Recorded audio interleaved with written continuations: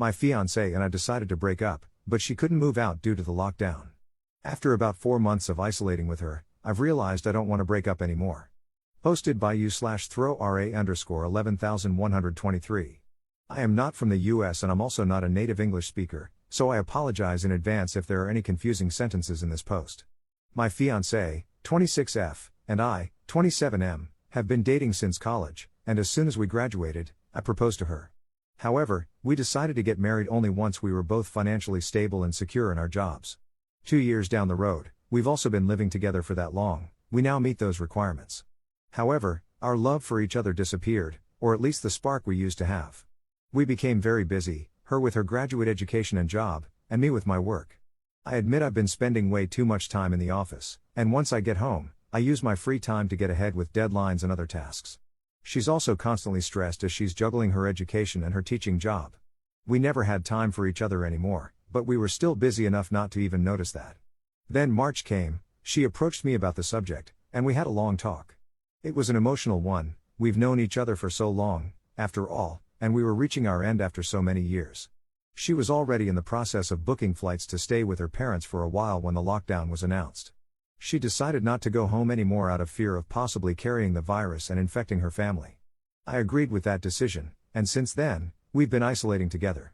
We're both working from home now, and she also finished her studies in April. Because of that, we've been having a lot of free time. At first, it felt a bit awkward. I didn't even know how to talk to her anymore.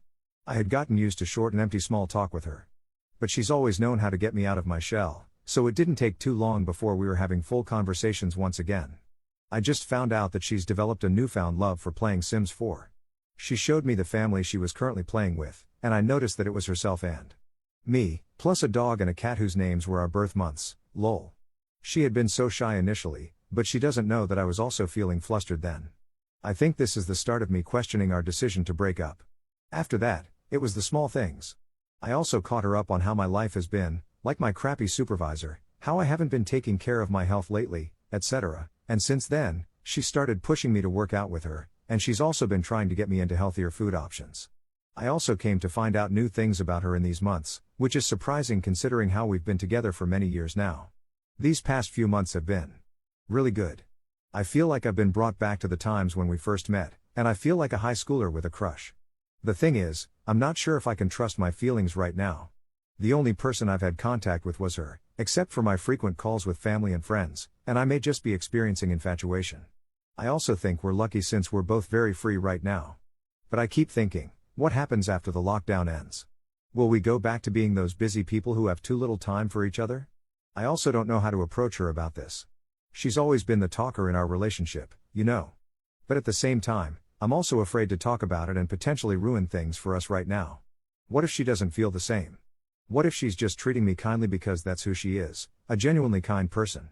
The only hope I'm holding on to right now is the fact that she hasn't planned on going back to her family yet, despite domestic travel being allowed in our country now.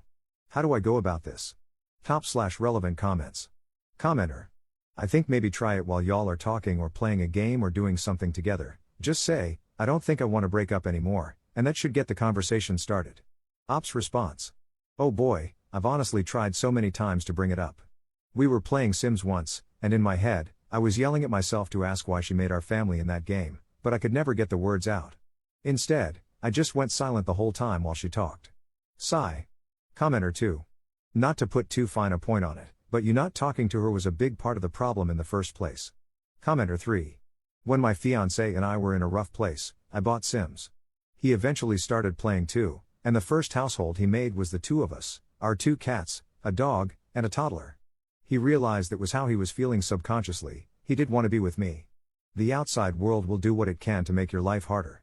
There are already challenges and time crunches in relationships, but when you add bad supervisors and studying for school, phew, it's no wonder things got pushed to the back burner. If your problem with the relationship was the spark, and you seemingly have that back, why would you be worried about not trusting yourself? I get that quarantine is isolating, but this isn't some random person on the internet or your delivery food driver. You know this person. Update 6 days later. So the day after posting that, nothing really happened. I spent that day reflecting on what kind of future I see and want with her. I also thought a lot about the past, how we messed it up, how we both got too lost in our jobs, etc. In my original post, I asked if what I'm feeling could be just an infatuation that would go as quickly as it came.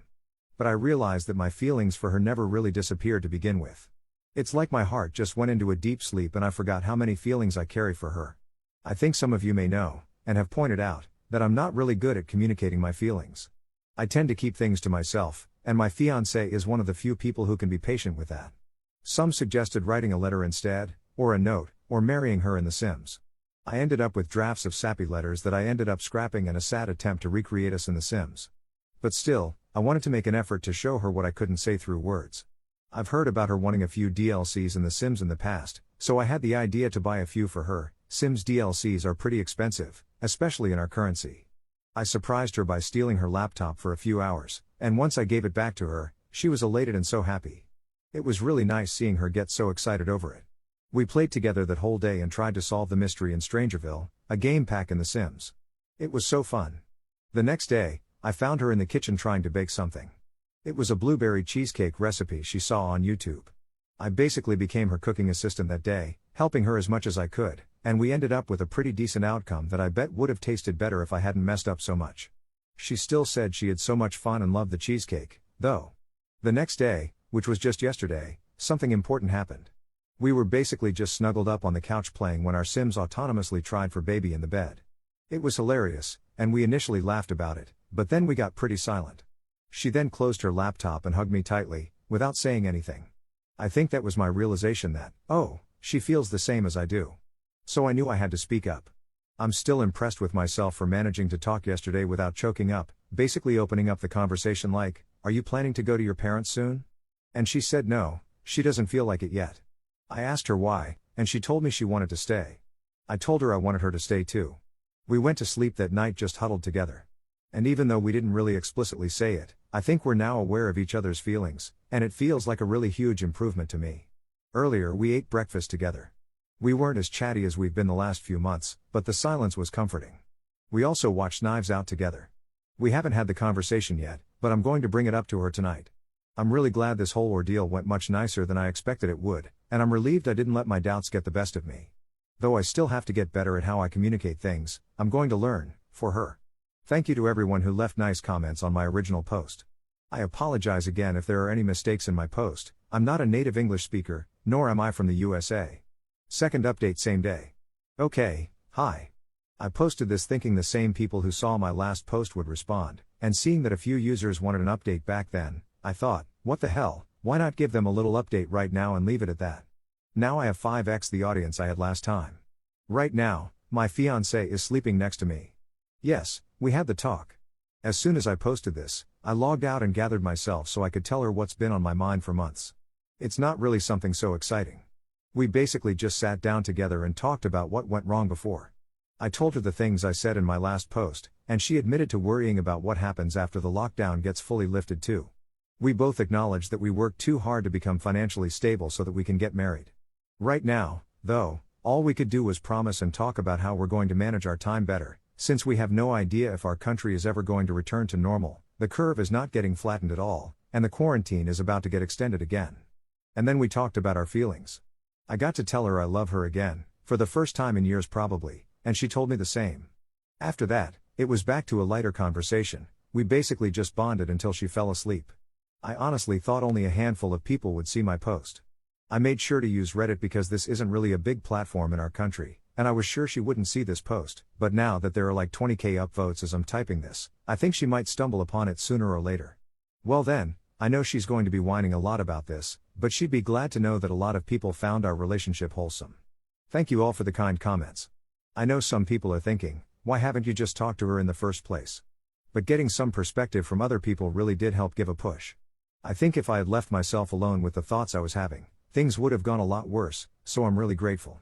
I'm not sure what I'm going to do with the awards I received since this is just a throwaway account, but it's still cool. I'll try to answer as many questions as I can and then log out. Thank you again. Top/relevant comments. Commenter. Beautiful. So happy for you. Please remember this story later in your life. I've been married for over 10 years. There are times like this in every long-term relationship when you just aren't feeling the same level of connection and love for each other. It could be because you're too busy or because you're going through some kind of significant trial that gets in the way. You can avoid some of these barriers, but not all of them. You have to agree to stay together through some lows, knowing that your relationship has the strength to come back. You have to be deliberate about finding ways to build your connection and show love for each other.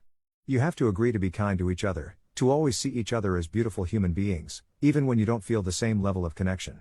If you can do that, you have the capacity to have a beautiful, rewarding, long-term relationship. Wishing you the best. Ops response. Thank you for this. When we broke up, we really thought it was for the best. It was a mutual thing. We talked about this earlier, and she admitted that she felt guilty since she was the one who brought it up, so she thought she was responsible for our breakup. I made sure to tell her that's not the case. I can see now that we both didn't try hard enough. I know other people have had it hard during this quarantine, but I guess we're really lucky that we found a way to turn this bad thing into an eye-opening experience for both of us.